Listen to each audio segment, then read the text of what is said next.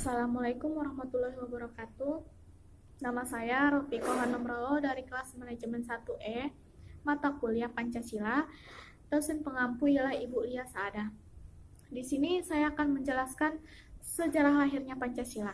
Sebelum kita membahas sejarah lahirnya Pancasila, di sini saya akan menjelaskan pengertian dari Pancasila.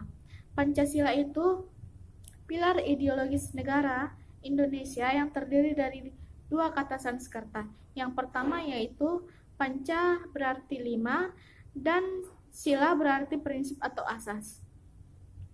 Pancasila merupakan rumusan atau pedoman kehidupan berbangsa dan bernegara bagi seluruh rakyat Indonesia. Baik, di sini saya akan menjelaskan sejarah lahirnya Pancasila.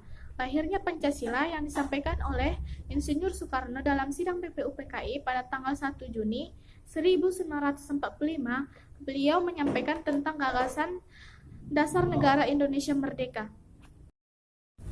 A. Sejarah pergerakan Indonesia.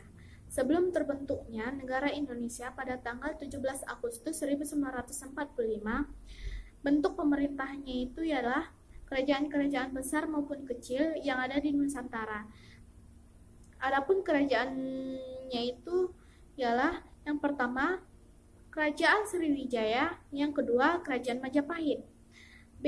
Sidang BPUPKI yang pertama ialah pada tanggal 28 Mei 1945 dimulai upacara pembukaan dan pada keesokan harinya itu dimulai sidang-sidang pada tanggal 29 Mei sampai 1 Juni 1945.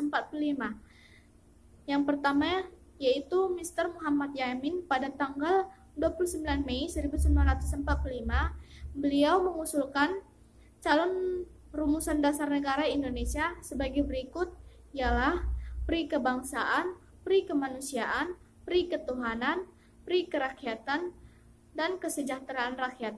Yang kedua yaitu Profesor Dr. Andes Supomo pada tanggal 31 Mei 1945, beliau juga mengusulkan calon rumusan dasar negaranya yaitu persatuan, kekeluargaan, keseimbangan lahir batin, musyawarah, dan keadilan rakyat. Yang ketiga yaitu Insinyur Soekarno pada tanggal 1 Juni 1945, beliau mengusulkan calon rumusan dasar negaranya itu tanpa melihat teks atau secara lisan, yaitu nasionalisme atau kebangsaan Indonesia, internasionalisme atau pri kemanusiaan, mufakat atau demokrasi, kesejahteraan sosial, ketuhanan yang berkebudayaan. Setelah itu dibentuk lagi suatu panitia kecil yang berjumlah 9 orang, ialah diantaranya yang pertama Insinyur Soekarno, yang kedua Mr. Muhammad Yamin, yang ketiga Ki Haji Wahid Hasyim, yang keempat Dr. Andes Muhammad Hatta, yang kelima Ki Haji Abdul Kahar Muzakir, yang keenam Mr. Maramis, yang ketujuh Mr. Subarjo, yang kedelapan Abi Kusno Jokro Sujoso, yang kesembilan Haji Agus Salim. Sidang BPUPKI yang kedua tanggal 10 sampai dengan 17 Juli 1945 yang diketuai oleh Insinyur Soekarno. Pada laporannya itu disebutkan 3 hal pokok, yaitu yang pertama pernyataan Indonesia merdeka, yang kedua pembukaan Undang-Undang Dasar, yang ketiga Undang-Undang Dasar atau batang tubuh. C.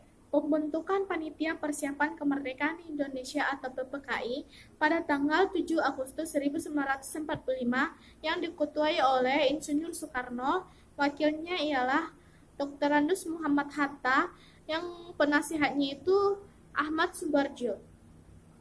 D. Kesepakatan yang muncul dalam sidang PPKI pada tanggal 17 Juli 1945, hari disahkan Undang-Undang Dasar 1945 yang berarti juga hari lahirnya Pancasila.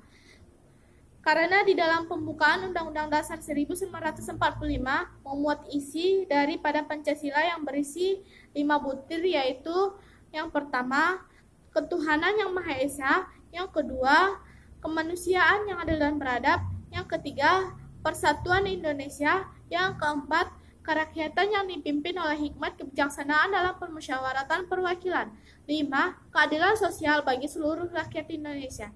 Baik, sampai di situ hasil pemaparan materi saya. Kurang lebihnya saya mohon maaf. Assalamualaikum warahmatullahi wabarakatuh.